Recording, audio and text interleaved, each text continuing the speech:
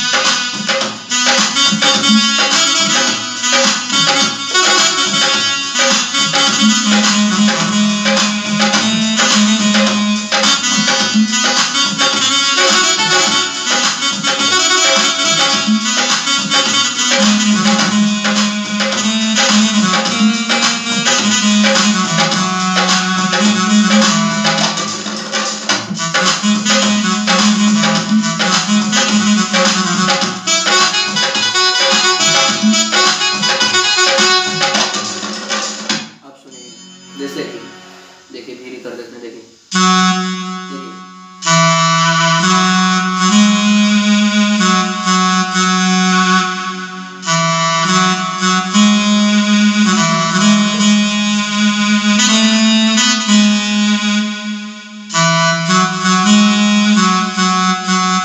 मन में लय रहना चाहिए और एक बाजा पर बैठिएगा तो हो जाएगा।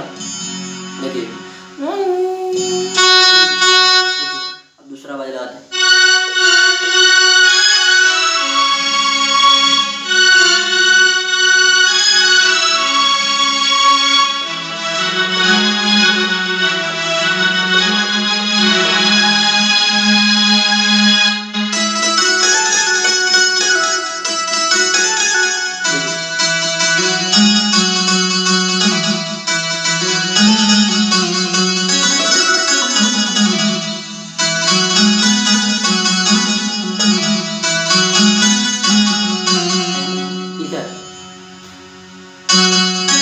अंतर देखिए,